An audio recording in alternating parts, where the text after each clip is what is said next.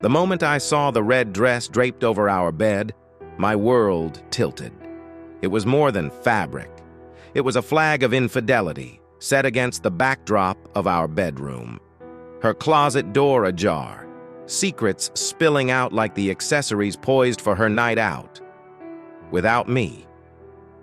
A receipt for an intimate dinner for two tumbled from her handbag, mocking my trust. My pulse hammered in my ears as the truth dawned on me. She was dressing to impress, but not for me. How long had I been living in this illusion? This isn't just the end of a relationship. It's the beginning of a shocking revelation. Dive into the chaos with me as we uncover the truth behind the lies. Zane loved buying and selling houses. When he bought a house, he believed he got a good deal. He saw potential to make a lot of money. When he sold a house, he enjoyed getting a big check that proved his belief in its value. Zane was 52 years old and had been renovating houses for 32 years. He was skilled and made good money. He lived in a nice house that he renovated himself. He bought it cheaply in a fancy area, doubling its value instantly by paying cash and making improvements. Zane came from a middle-class family. After high school, his family couldn't afford college for him. He became a licensed carpenter and cabinet maker as a young man.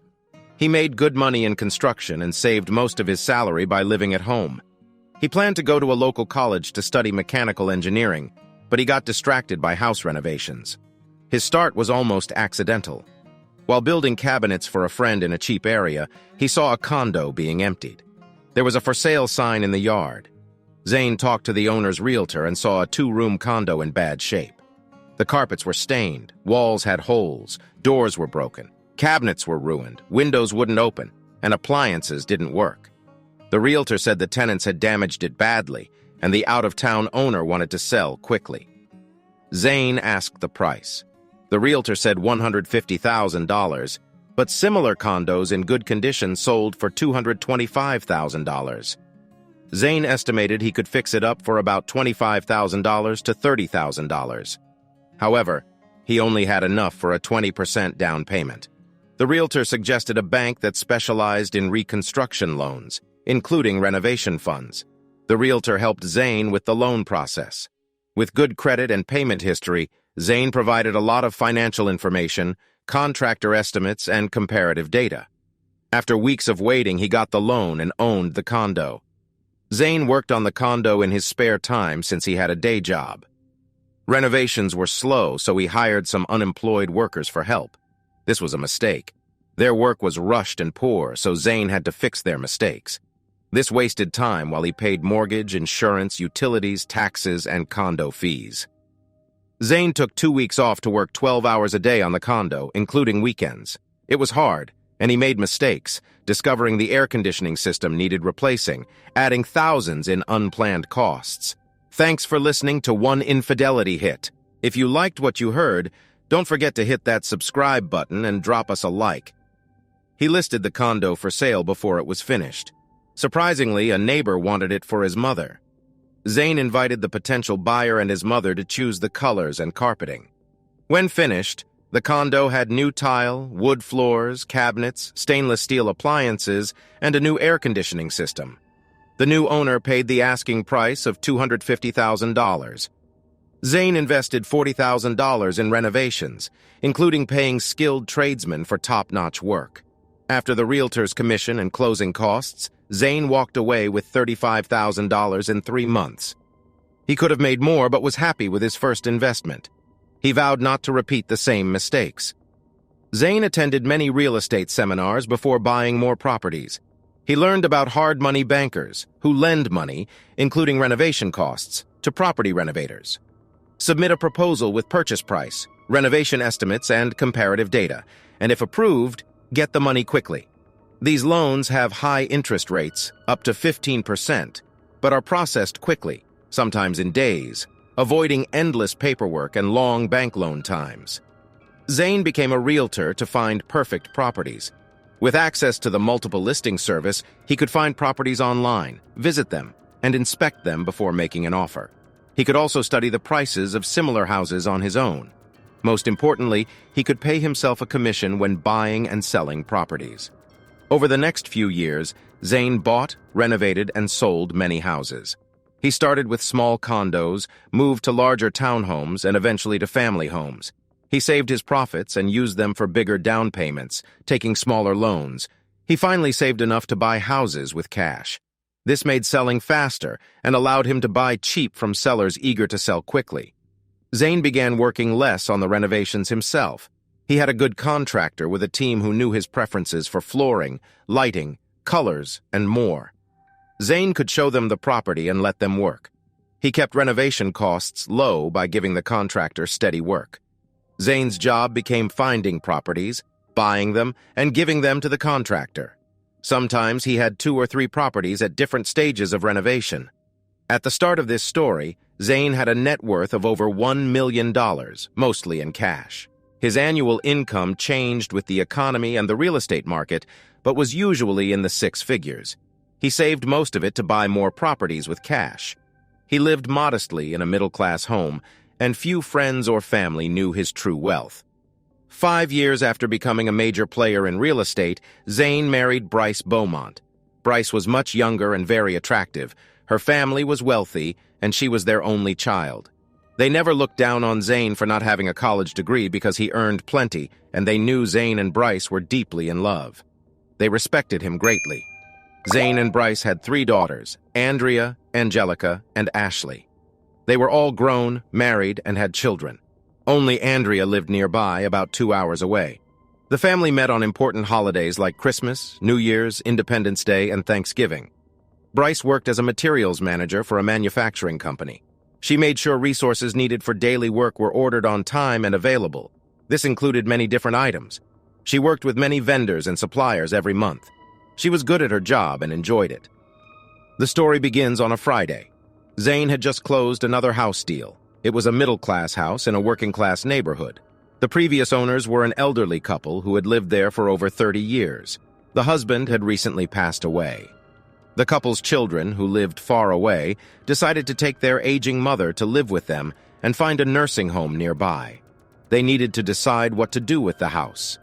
Their realtor, a colleague of Zane's, noted that the house was a slow seller.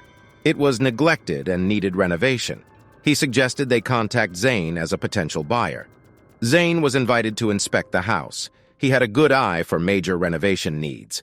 The foundation, roof, electrical system, and HVAC system all needed work. Outside, he found cracks in the backyard walls, holes in the driveway, and weeds instead of grass. Inside, all the old furniture was still there. The kitchen was full of pots, pans, utensils, and dishes. The garage was packed with patio furniture, tools, folding tables, and lots of kitchen and serving equipment. It looked like the couple once ran a catering business. The children knew similar houses were valued at $315,000. Zane said they would need at least $50,000 and 3 months to renovate the house. He explained that he needed to make a $50,000 profit to make the purchase worth his time. So, the best he could offer was $250,000. He also said he would buy the house for cash and remove all unnecessary items. Since the house was paid off years ago, the children would split the $250,000 minus closing costs.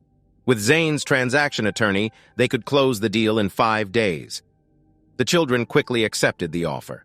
The closing happened the next Friday at 2 p.m., and Zane had the keys by 3:30 p.m. Since it was late in the afternoon, Zane decided to go straight home instead of stopping by his office. He thought he might take Brice out to celebrate another successful purchase. Brice's car was in the garage when he arrived home, which was a surprise because she wasn't usually home at that time. She didn't greet him when he came in. Zane, as he often did when he got home, poured himself 2 shots of Captain Morgan rum to relax. As he did this, he heard the shower running upstairs. After taking off his jacket, loosening his tie, and rolling up his sleeves, he went upstairs to announce his presence. Entering their bedroom, he saw 2 cocktail dresses, one black and one red, lying on the bed. On the bed were 2 sets of matching bras and panties, one black and one red.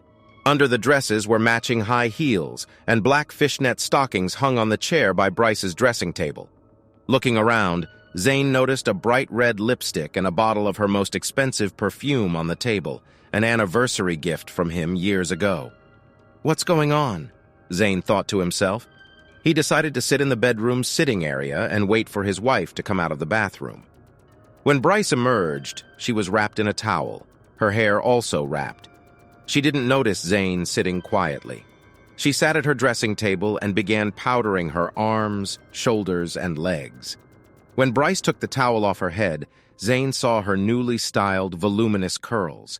He also noticed her nails were painted bright red. "What's happening?" Zane asked calmly.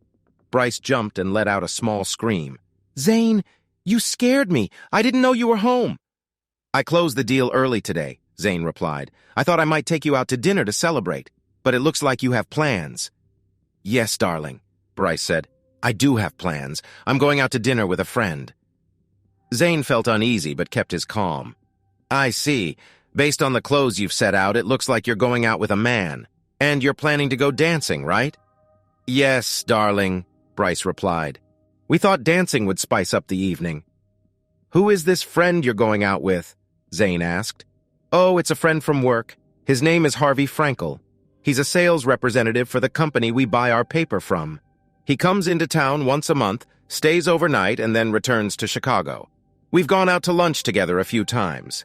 He's very nice, polite, and attentive, but it's not really a date, just dinner and talking." Zane realized Brice would be vague about the date, so he changed the topic to her plans. "What dress are you going to wear?" he asked. "I can't decide. Maybe you can tell me what looks best," she replied. "Well," Zane began, "red will catch any man's attention. It might be too flashy for a first date, but it matches your lipstick and nails. No man can resist a sexy black cocktail dress, though." "I feel like you haven't dressed up like this for me in a long time," Zane continued. "Even on our dates. What's so special?" "Black it is," Brice said, not answering his question. Zane thought it had been a long time since Brice dressed so seductively for a date. He blamed himself for not taking her out for special evenings that included dancing. Zane finished his drink but felt he needed another. He excused himself, saying he'd be back in a minute. Downstairs, he poured himself another glass and thought about what was happening. His wife was apparently going on a hot date. She tried to downplay it, making it seem like just dinner with a friend. But her preparations suggested much more. When he returned to the bedroom, Brice had put on her bra and panties and was now pulling on thigh-high stockings. "These are new, aren't they?" Zane asked. "Yes, I bought them today. I thought they'd look great with a thigh-high slit cocktail dress," Brice replied. "It's been so long since you dressed like this for me," Zane said. "Why such a special, seductive outfit for a friend?"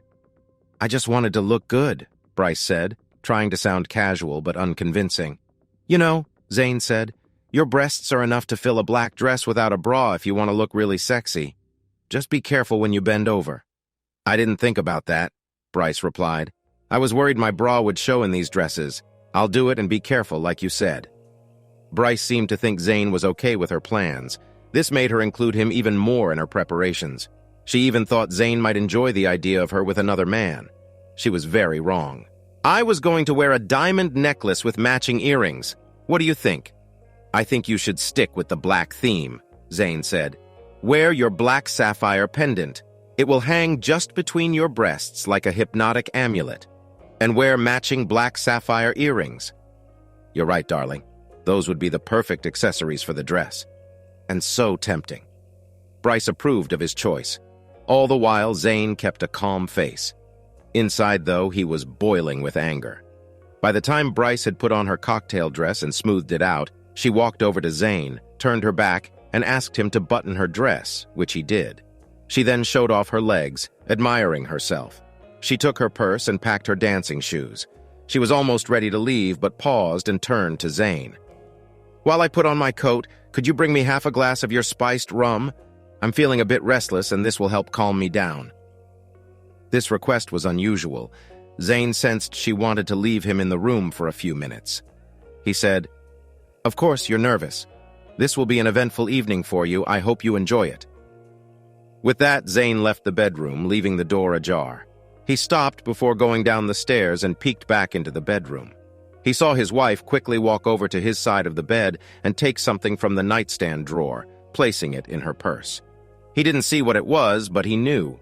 He then went downstairs, poured Brice a glass of rum, and a third double glass for himself. When he returned, Brice was sitting at her dressing table.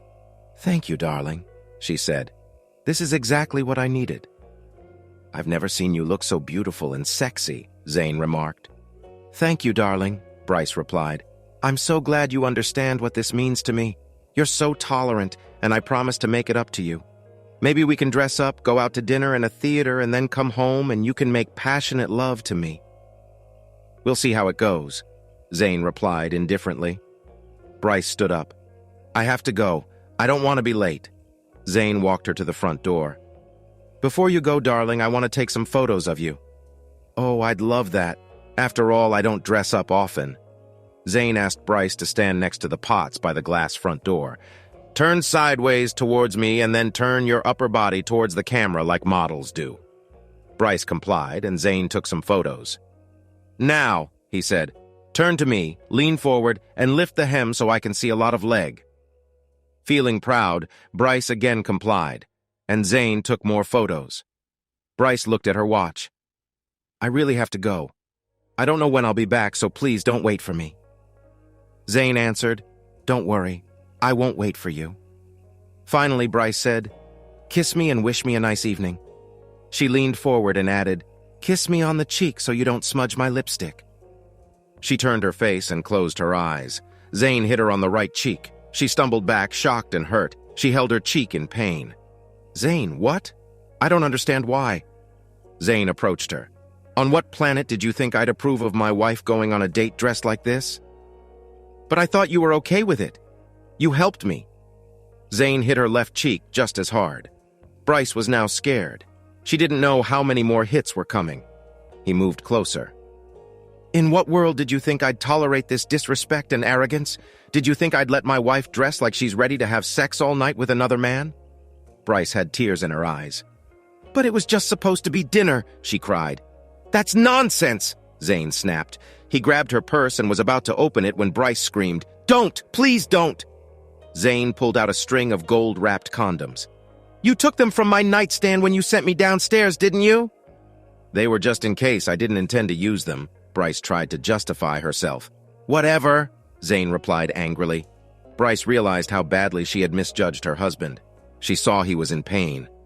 "Please, Zane," she begged. "It was a mistake. I didn't want to hurt you. I don't know what I was thinking. I got caught up in the attention from this man. I'll cancel the date. We can stay home together and get cozy." "Unlikely," Zane said. "If you stay, I'll spank you until I'm tired." Zane handed her coat and purse to her.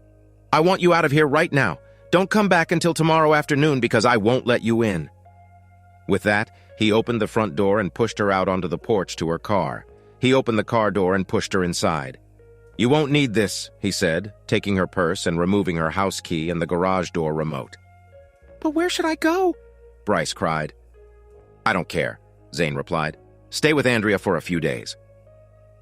"It's over a 2-hour drive," Brice complained. "Then find a Hampton Inn or Holiday Express. Just get out of my sight." Brice saw her husband was serious and very angry. She started the car, pulled out into the street, and sped off. Zane watched until she was out of sight. He returned to the house and saw her bag of dancing shoes on the floor. He thought to himself, she probably won't need them tonight. Suddenly feeling tired, Zane walked to his bar, poured another drink, and collapsed into his leather chair. He began to cry, feeling anger, humiliation, and pain. He knew he had to do something to show his extreme displeasure. He thought about kicking her out and putting all her things in trash bags outside, but he realized it would take a week to remove all her things from the house. As he sat and thought, a solution came to him. He smiled to himself. He remembered he had just bought a fully furnished house earlier that day. It still had gas, water, electricity, and Wi-Fi connected. He had the keys in his briefcase. He only needed to pack a minimal amount of clothing and accessories. By 11 p.m., Zane was ready to leave. He left the house open, with the house key and garage door remote on the kitchen table. His new home was only 45 minutes away. He drove in silence, not even turning on the radio. He still couldn't believe his 20-year marriage was so badly damaged. He sometimes held back tears during the drive.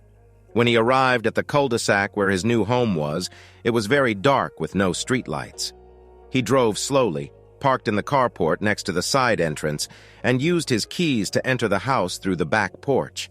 Although the house was clean, it was still in a state of repair. He walked from the porch into the kitchen. There was no formal dining room, just a large kitchen area with a round wooden table and 6 chairs. He continued into the family room, living room, and finally the bedrooms, noting what needed upgrading to make the house sellable. Zane began unloading his car. Although the house had storage space, half of it was taken up by the previous owner's belongings. The family had only taken what was valuable, leaving clothes, photographs, a wedding china set, some art, and even an outdated computer system. Zane moved his computer and equipment into the same space. Tired and feeling the effects of his drinks, he found sheets and blankets in the linen closet, made the bed, and went to sleep. The next morning he woke up early as sunlight flooded the bedroom. He had a slight hangover. He showered, dressed in casual clothes, and went to the kitchen to make coffee. The elderly couple had an old-fashioned coffee maker, and luckily he found a jar of coffee in the pantry.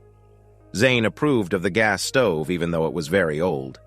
While drinking his coffee, he looked through the cabinets and drawers in the kitchen, finding them filled with pots, pans, utensils, glassware, dry and canned foods, serving utensils, and cookbooks. He noticed there were 2 full china sets that had not been taken. He later learned that the mother had inherited her own mother's and her mother-in-law's china. Zane made himself oatmeal for breakfast, washed the dishes, put them in the dishwasher, and headed to the garage. He had seen it before and knew it was packed with boxes and crates, leaving no room for even one car. He opened some boxes and found lots of catering equipment. It seemed the previous owners had run a catering business and just stored everything when they retired. They had left their only car in the carport. In the backyard, there was a nice, partially enclosed patio area with sliding glass doors from both the family room and the master bedroom, pots with plants hung on the beams above. It needed a bit of sprucing up, but was perfectly usable. There was an old, rusty barbecue in the corner that Zane planned to replace with a small gas barbecue. 3 outdoor lamps with mosaic tiles hung above the beams. Zane imagined the old couple often used their patio for morning coffee and evening wine. After inspecting the house, garage, and yard, Zane made a plan to renovate the place. First, he organized a sale of everything that could be sold. What didn't sell, he took to a second-hand store. What wasn't suitable for the store, he took to the landfill. Then he began restoring the house and yard. The yard was full of weeds and there was no grass. The brick flower beds were cracked and missing bricks. The asphalt driveway needed repair. The 3-foot concrete block walls separating his home from the neighbors were damaged, probably hit by a car. Zane called his contractor, Cesar Quintaro, who was working on Zane's townhouse and another home with his team. He asked Cesar to come to the new place to discuss a renovation plan. While Zane waited in the front yard, he met his first new neighbor, a Vietnamese widow about 50 years old, who lived with her aging mother. The widow's name was Lee, and her mother's name was Gina. Lee spoke English with a strong accent, while her mother spoke almost no English. Lee was on her way to work but said she would help Zane get to know the area and introduce him to the other residents of the cul-de-sac. Zane appreciated the offer. Just then, Cesar arrived in his pickup truck. Zane and Cesar greeted each other warmly. Cesar looked at the house and said, "This is by far the least attractive house on the street. We definitely need to give it some curb appeal." Zane and Cesar walked around the house and saw the same things that needed to be done. They then walked around the cul-de-sac. Cesar noted that many homes needed repairs: corroded walkways, broken flower beds, cracked walls, rickety fences, missing shutters, and weedy lawns. After deciding on renovation priorities, Cesar left, and Zane was alone again. He turned on his phone and saw many missed calls, all but one from his wife. Starting around 2 p.m., probably when she got home, she had left voicemails. "Zane," she begged, "I just got home and found that you moved out. Please, please talk to me. I'm so sorry." The rest of the messages were similar. Zane skipped to the last message. It was from his daughter, Andrea. "Dad, what did you do to Mom? She called me this afternoon crying, saying you moved out and she doesn't know where you are. She even said you hit her. How could you do that?" Zane called his daughter. She immediately started questioning him. "Dad, I don't know what's going on between you and Mom, but you need to come home and fix it." He replied, Did your mother tell you why I left home? Why I left her? Whatever it was, Dad, it couldn't be that bad. Actually, Andrea, it was. She left me first. Before you call me again, talk to your mom and demand the absolute truth about why I left her. Then I'll talk to you again. Okay, Dad, Andrea agreed. Mom is coming to stay with us for a few days. She didn't want to stay in your big house alone. Zane didn't hear from Andrea for 3 days. During that time, Cesar began cleaning up Zane's yard. The first thing he did was repair the walls on each side of the house. In addition to the regular concrete blocks, he added red block caps to make them look more decorative. Without asking his neighbors, Zane asked Cesar to make similar repairs to all the concrete walls in the area. Word spread quickly, and neighbors came out to thank the new man on the block. For Zane, it was a small cost to get all the repairs done. He justified it by thinking that improving all the houses would increase his property's value.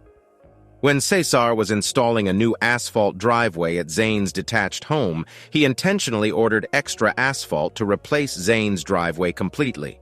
Zane asked Cesar's workers to inspect the other driveways on the cul-de-sac, filling holes and cracks and applying a protective coating. The extra expense was not small for Zane, but it was worth it. Zane organized a sale and announced it. All his neighbors on the cul-de-sac attended, along with many people from surrounding areas. The sale was a success, and Zane got rid of most of the clutter in his house and garage. As he was cleaning up unsold items and loading them into Cesar's pickup truck to take to the thrift store, he received a call from his daughter. "Dad, we need to meet. I need to show and tell you things you don't know." "I know what I saw," Zane replied. "Did your mother tell you how she treated me? Did she tell you everything?" "Mom told me everything, absolutely everything," Andrea replied. "If this is your mom trying to talk to me or get back together, forget it. She's already shown me how little respect she has for me." Andrea responded sharply. "Dad, Mom knows I'm going to talk to you, but she won't be with me. By the way, I scolded her for what she did to you. I can't believe she treated you like that. I don't blame you for anything you did. Mom needed exactly that lesson. I can come to you wherever you are and talk about everything that happened. It's more than you know." Zane felt his daughter crying. "I don't want anyone to know where I live right now. I'll meet you at the TGI Fridays near your house tomorrow at 11 a.m. and we'll talk." "Okay, Dad," Andrea said. "See you then. I love you, Dad." "I love you too," he said before hanging up. The renovation of the house continued. Zane ordered new windows as many of the old ones were painted shut.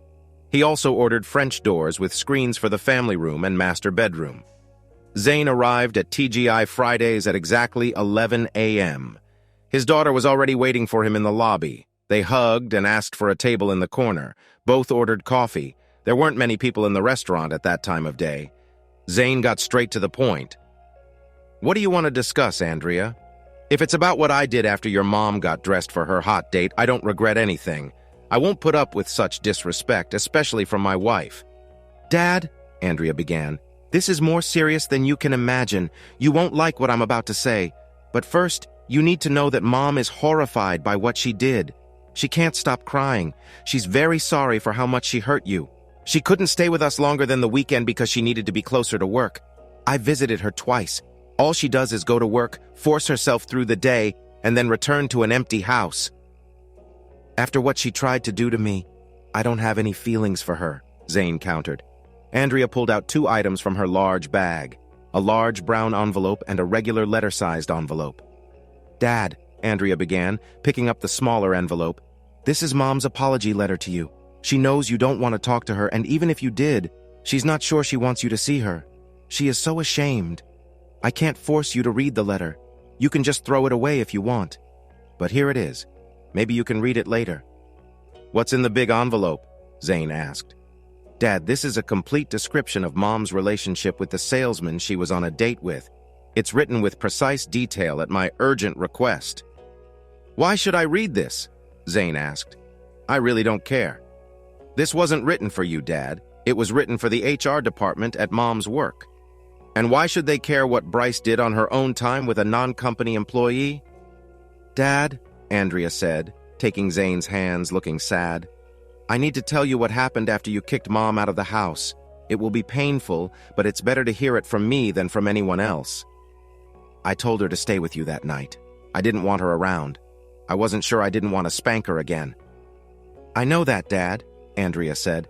When she complained that the drive was long, you advised her to find a motel or hotel to stay at. Fine, Zane replied. Mom was in pain, not just because of the slaps, but she realized how badly she had messed up. No matter how angry you seemed, she knew you were truly hurt by her behavior. She was confused too. One minute you're helping her get ready for a date, and the next you're slapping her. I never yelled at her, Zane retorted. I told her sternly that I thought she was planning to cuckold me by having sex with another man. She claims she never intended to have sex with him, Andrea replied. She took the condoms from your nightstand. I know, Dad, Andrea replied. You couldn't come to a different conclusion. When Mom left the house, she was hurting and confused. In her emotional state, she decided to meet the salesman and tell him everything was over. She thought he was a good guy, a friend. Then she planned to come to my house and spend the night. When she arrived at the hotel, she went to the restroom to fix her makeup. Her cheeks were still red and slightly puffy. When she was ready, she found her date, Harvey, who had a table for them. Mom didn't greet him with a kiss or hug. He immediately realized something was wrong. Mom got straight to the point, but before she could finish, she started crying. Her date tried to comfort her, telling her everything would be okay. He ordered a glass of wine to help her calm down. When the wine arrived, she drank the entire glass on an empty stomach. Harvey told her not to worry about their relationship and that he understood. However, he suggested that maybe Zane was too strict. After all, they were just about to have dinner. Then he ordered a bottle of wine for the table. He continued to criticize Zane, saying that his reaction was over the top and that no real man would ever hit a woman. The wine began to relax my mother, and she continued to drink more. Soon, she felt the full effect of the alcohol. She told Harvey she needed to leave and make the 2-hour drive to my house. Harvey told her he didn't think she was fit to drive, and she probably wasn't. Mom said if she couldn't drive, she would get a hotel room and spend the night, then drive to my house in the morning. Harvey said he would check availability at the front desk. When he returned, he told her that the hotel was fully booked because of a convention in town.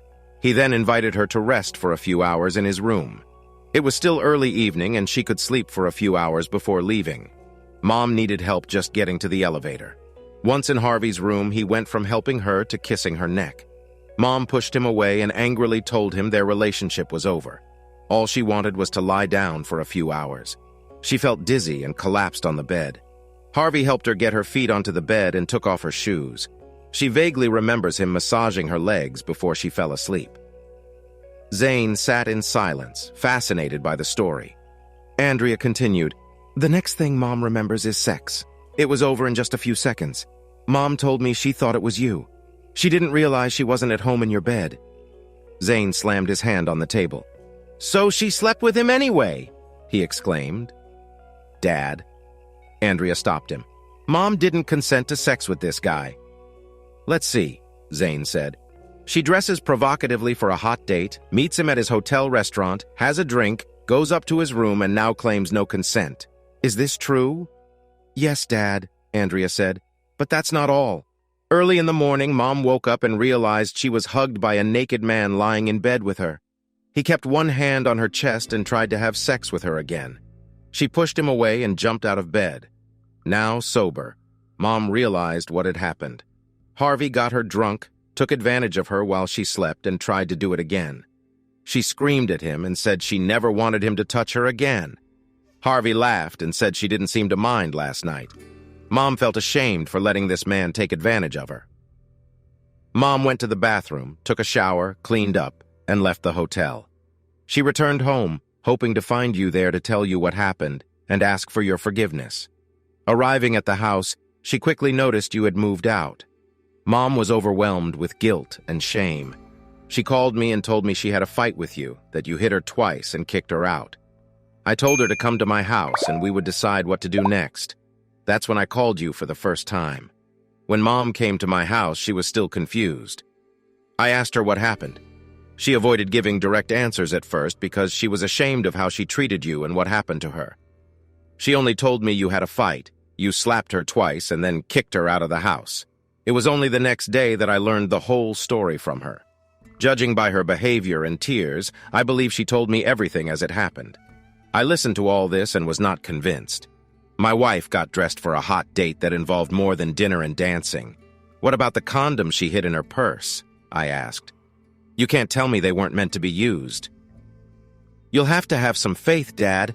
Mom said if she didn't accept them, she wouldn't have the slightest chance of having sex with him, but if she had them, the only thing standing between her and the hotel room bed was her willpower. She thought she needed to feel wanted. This sounded like nonsense to Zane, and he said so. She'll have a hard time convincing me of that. Andrea changed the subject. Dad, Mom found a counselor to help her understand what she did and why. The counselor wanted to meet with you, but we couldn't find you. We figured you wouldn't participate anyway. Sometimes I go in your place to listen to what Mom says and understand what led to her actions. Zane confirmed Andrea's guess that he wouldn't have participated in counseling because he felt the problem was entirely Bryce's fault. Let her understand her actions, he said. Andrea continued. Mom's HR department read her statement about the incident, consulted with the firm's lawyer, and decided any rape allegations against Harvey wouldn't prevail. It was a classic case of he said, she said. However, they passed on Mom's description of events to Harvey's HR department. Harvey admitted to having sex with Mom but said it was consensual. The two HR departments agreed it was a he said, she said scenario, and it would be futile to hold Harvey accountable. However, Harvey's company noted that it was inappropriate for one of their salespeople to have sex with a married woman or anyone else in the company of a customer. Harvey was fired from his job. Zane and Andrea sat in silence for a long time. This was a lot for Zane to absorb. He initially thought he would stay away from Brice for a while before giving her the opportunity to apologize for her actions.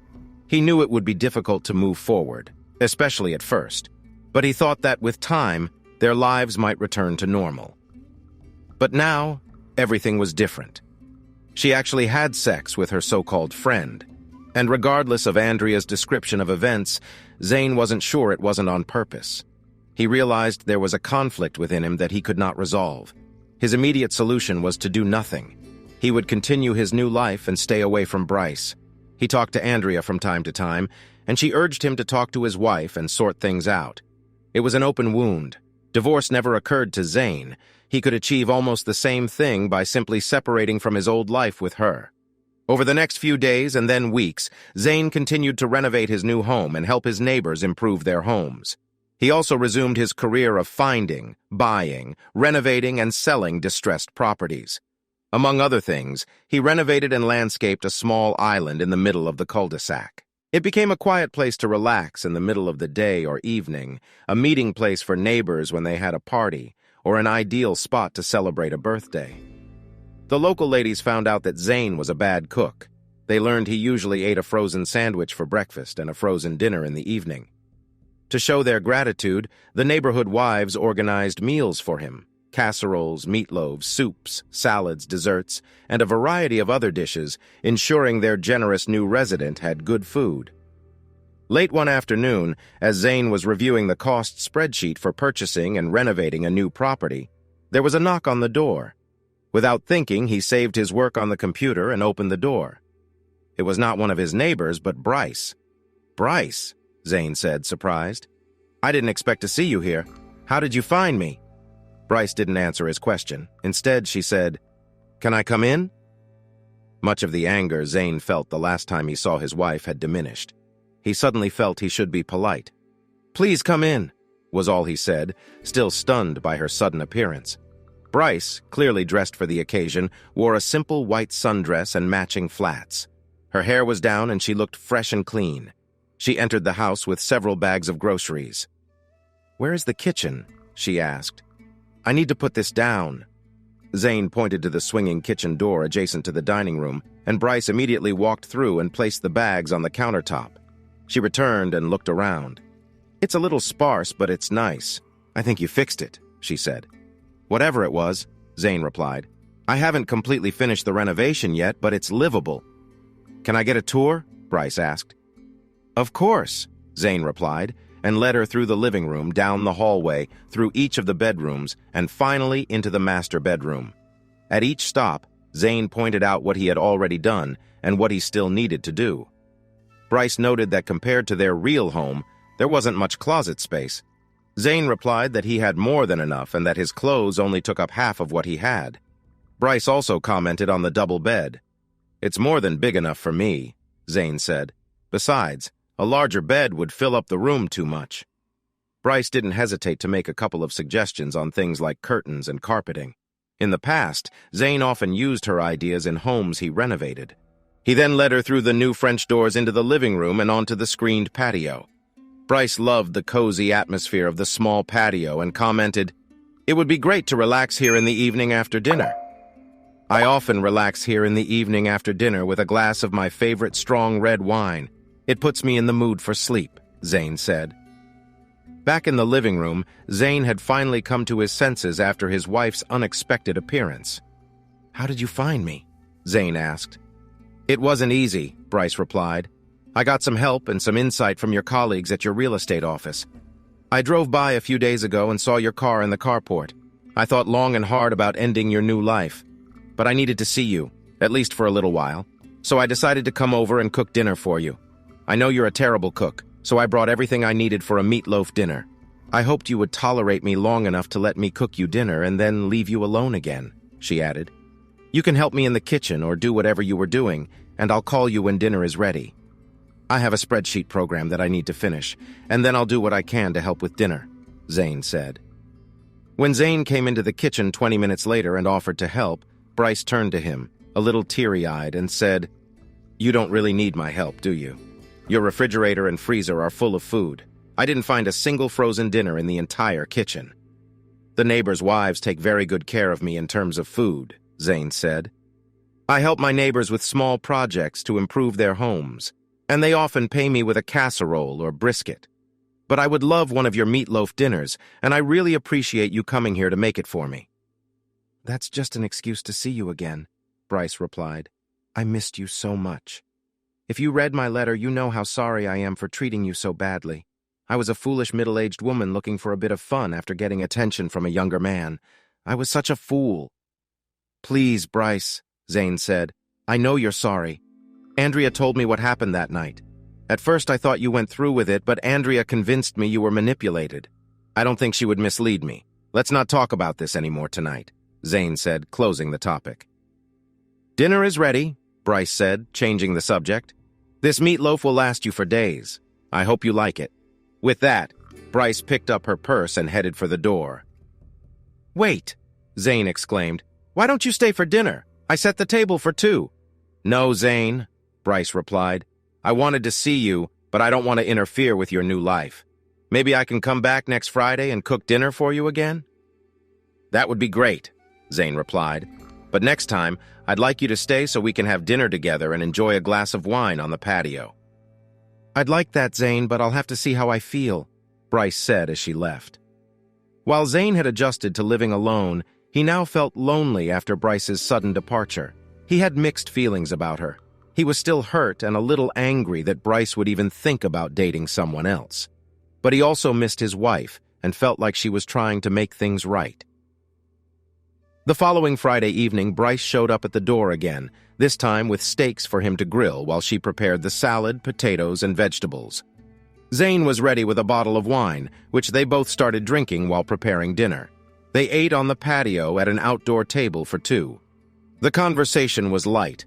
Bryce asked Zane about his job and the houses he worked on, and Zane asked about Bryce's daily activities. Bryce admitted she had a lot of free time these days and had started reading a lot and even joined a book club. When Zane asked about her job, Bryce admitted she still felt awkward at the office. No one mentioned the incident with the salesman, but everyone knew. After a pleasant evening, Bryce said she still didn't want to interfere with Zane's new lifestyle but looked forward to seeing him once a week and cooking dinner for him. Zane agreed this new routine was something he wanted to continue. One Thursday, in the 4th week since Bryce started coming over, Zane emailed her to let her know that the cul-de-sac was having a party on Saturday, so she didn't need to cook dinner on Friday. She replied that she would at least bring a bowl of potato salad to the party. When Zane opened the door, he was pleasantly surprised at how good Bryce looked. She wore a beautiful summer dress with a moderate neckline. They relaxed until it was time to go to the party, which started around 3 p.m. Brice explained she wanted to look good for the neighbors, but it was obvious she wanted to look good for him. Party organizers were busy arranging tables, and neighbors brought out lounge chairs. One neighbor, a barbecue enthusiast, fired up his grill, cooking steaks, chicken, and sausage. Almost all the neighbors brought beer, wine, soft drinks, and hard drinks. Zane brought several bottles of his favorite dark red wine. When neighbors came over, Zane introduced them to Brice. They were all surprised by her gifts and commented that they didn't know Zane was married. They wondered why Zane and Brice weren't living together. Throughout the day, Zane received compliments on how beautiful and charming his wife was. At the same time, Brice was told numerous stories about how much Zane had done for the area. Several neighbors showed Brice the improvements Zane had made to their homes. Brice saw that since Zane moved in, everyone had taken more pride in their home's appearance. Gradually, as everyone ate and drank, the men gathered to talk about sports, while the women wanted to know more about Brice and Zane's relationship. Meanwhile, the children played together in the street and drew with chalk on the asphalt. It was late evening when the party began to break up. Parents needed to put their children to bed, and most people helped wrap up the leftovers. As Zane carried the chairs back to his house, he realized he had drunk a lot of wine. Brice was also feeling a bit tipsy. Once home, Brice began packing her things. "I don't think you should go home tonight," Zane said. "You're too drunk." "What should I do?" Brice replied, feeling like she shouldn't stay and risk pushing Zane into an emotional corner. "You can stay in the extra bedroom," he said. "I have a t-shirt you can sleep in." "Thanks, Zane," Brice said, "but I don't want to cause you any trouble." Zane disappeared into his bedroom and returned with a white t-shirt. Brice took it, went into the bedroom, and closed the door. Zane was turning off the lights and lowering the temperature when he heard Brice calling his name. Turning, he saw his wife standing at the entrance to the corridor. She had taken off her dress and put on the t-shirt. Zane has always favored tight t-shirts, and Brice's t-shirt hugged her curves nicely. "Zane, please, could you give me a goodnight hug before I go to bed?" Brice asked. Zane was mesmerized by the figure in front of him.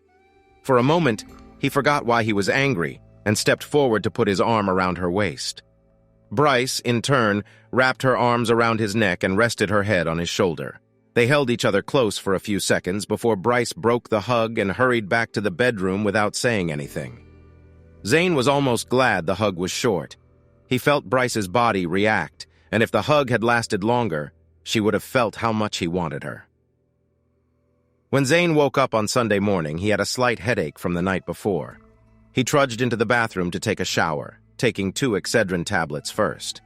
He could tell by the sound of the shower in the family bathroom that Brice had woken up before him. After getting dressed, Zane wandered into the kitchen where he found Brice in a sundress, preparing a standard breakfast of bacon, eggs, toast, juice, and coffee. "Your neighbors may bring you dinner, but I don't think you usually have a good breakfast," Brice said cheerfully. "All I found in the freezer were frozen breakfast sandwiches." "You're right," Zane replied. "I usually eat either a breakfast sandwich or a protein drink before I head out the door." Looking outside, Zane noted that it was a nice, sunny morning. "Why don't we have lunch on the patio?" he suggested. "I'll set the table." After Brice brought the food to the table, Zane held her chair until she sat down. "It's a beautiful morning, Zane. Thank you for last night and this morning. This is the happiest I've felt in a long time." "I feel the same way," Zane replied. Brice took the opportunity to gauge Zane's feelings about their relationship, but she didn't want to push too hard. "Do you have any ideas about when you might want to come home?" she asked, trying to make it sound casual. After thinking for a few minutes, Zane replied, "I don't know if I want to go home again." Brice took this to mean he didn't want to be with her again and felt sad but tried not to show it. "Well, if so, then I'll wait until you do. I'd like to continue coming here on Fridays and cooking you dinner. Do you mind?" "No, I would like that. I always thought you were the best cook in the world." Brice was hurt that Zane seemed to only want her for her cooking, but she felt he wanted more. She wasn't about to rush him. Brice returned the following Friday afternoon. She looked good, wearing a pink pleated skirt and a cashmere sweater. The skirt was short enough to show off her shapely legs, and the sweater was tight enough to show off her figure. "What are you going to cook this time?" Zane asked. "I brought 2 marbled ribeye steaks for grilling. If you cook, I'll make a salad with lettuce, tomato, avocado, and bacon," she said. "I also brought 2 bottles of strong red wine. I was hoping to get so drunk tonight that you asked me to stay again." Zane was oblivious to how his relationship with Brice was developing. He saw that they were renewing their marriage, but knew he still had anger issues. Perhaps tonight would be a good time to address them, but he didn't know how to start the conversation and didn't want a harsh discussion of the past. "We'll see how the evening goes," Zane replied without making any commitments. Turning on the gas barbecue and closing the lid to let it heat up, Zane walked into the kitchen where Brice was busy preparing the salad. He opened one of the bottles of wine and poured 2 glasses. He left one with Brice and took the other out to the patio along with the bottle, which he placed on a small table. After a while, Brice brought the salad. Zane took this as his cue to start cooking the steaks and threw them on the hot grill. "It will take about 10 minutes, he said. Brice handed Zane her glass of wine and raised it as if to make a toast. "What should we toast to?" Zane asked, but immediately regretted it. "I don't know what you want to toast to, but my toast is to my fervent hope that you will eventually let me back into your life." This toast made Zane a little embarrassed.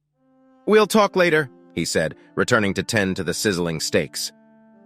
Several awkward minutes passed until Zane announced that the steaks were ready and placed each one on a plate, which he put on the table.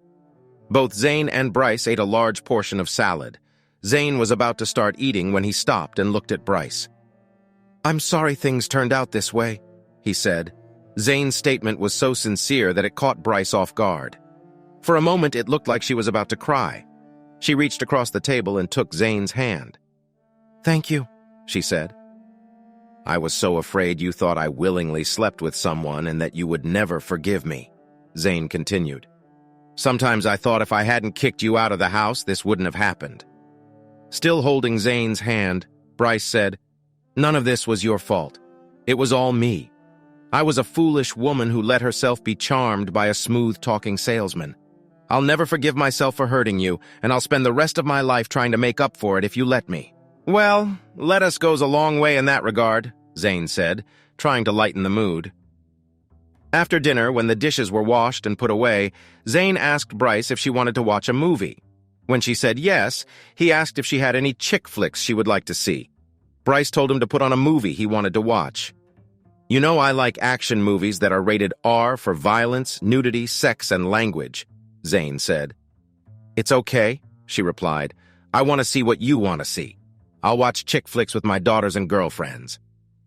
Zane looked at a few options on Netflix and chose something he thought he would like. "The film is starting," he announced. Brice came out of the bathroom where she had freshened up. She was wearing his favorite rose-scented perfume. She sat close to him, so he put his hand on her shoulder. Brice laid her head on his chest, and they continued watching the movie. Zane noticed that Brice's skirt was hiked up above mid-thigh, and the top buttons of her sweater were undone, revealing a fair amount of cleavage. Zane had always thought Brice was attractive, but recent events had made him feel distant from her. The movie was less than halfway through when Zane realized Brice was asleep. He let her sleep until the movie ended, then gently woke her up.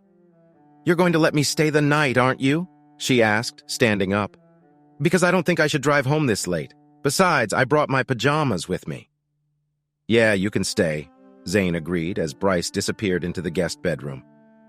Zane was turning off the TV and lights when Brice reappeared wearing the sexiest black baby doll nightie Zane had ever seen.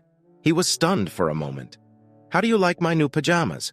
Brice asked, posing for Zane and speaking in a seductive voice. "I like them," Zane said, looking intently at his wife. "I forgot how sexy you can be when you want to impress me." Brice walked up to Zane and wrapped her arms around his neck, pressing her body against his. "I don't want either of us to sleep alone tonight," she whispered in his ear. Brice could feel her husband reacting to her almost naked body. "I know you haven't fully forgiven me for what I did, but please don't let that stop you from enjoying this evening. You can do whatever you want to me, anything." Any resistance Zane had melted away instantly. He kissed her passionately. As they shared a long, heated kiss, Zane pushed Brice's hair back, causing her head to fall back. Zane kissed his wife's throat and then her neck. Bryce moaned softly and said quietly, "Yes, yes, yes." Zane picked his wife up, carried her into his bedroom, and threw her gently onto the bed. Bryce held out her arms to Zane as he joined her on the bed. How could I have thought that being with that salesman could be better than this? Bryce thought as she pressed her chest to Zane's face. Zane didn't disappoint her.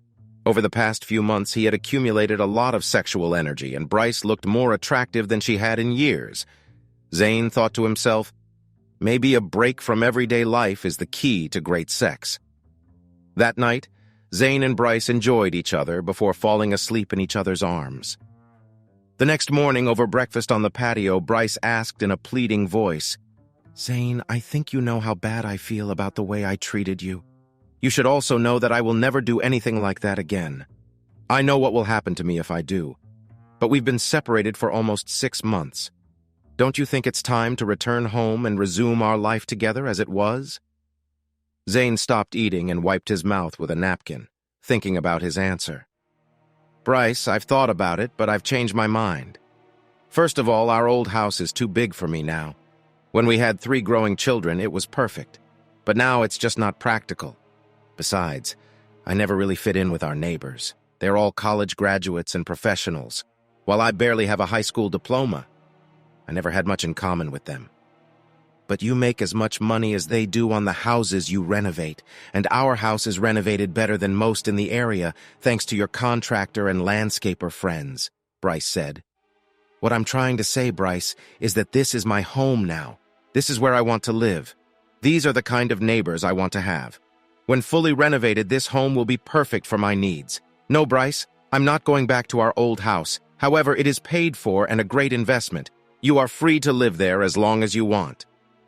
Bryce's face suddenly became sad. "Oh, Zane, this is not what I wanted." She quickly stood up from the table. "I have to go," she announced, putting on a brave face.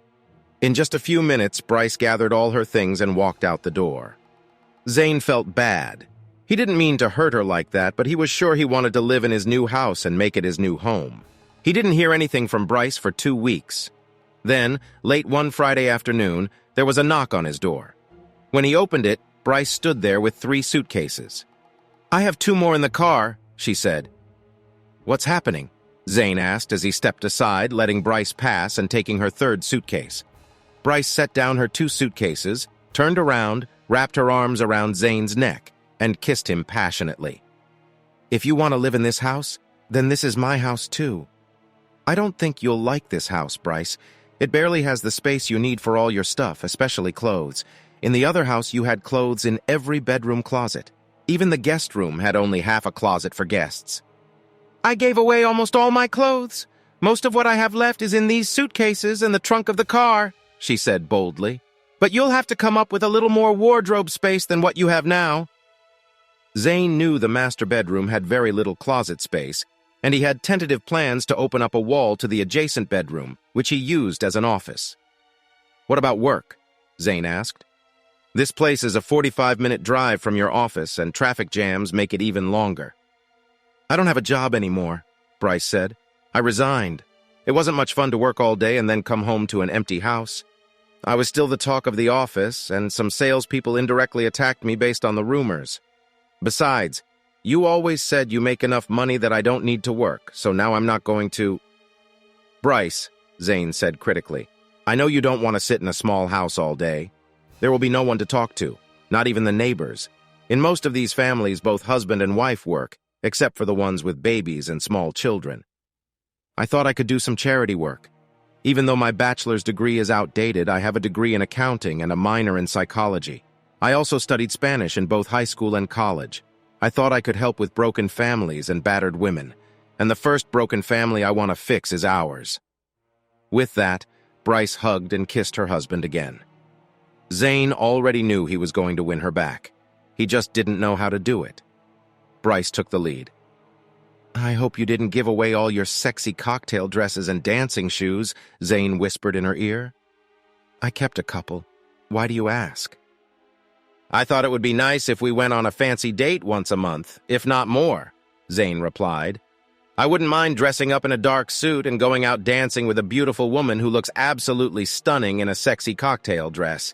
I might even want to splurge on a night in a fancy hotel rather than drive home." Brice beamed with joy. "I'd like that too," she said, and once again passionately kissed her husband. "Welcome home, Brice," Zane said as he picked up his wife and carried her into the bedroom.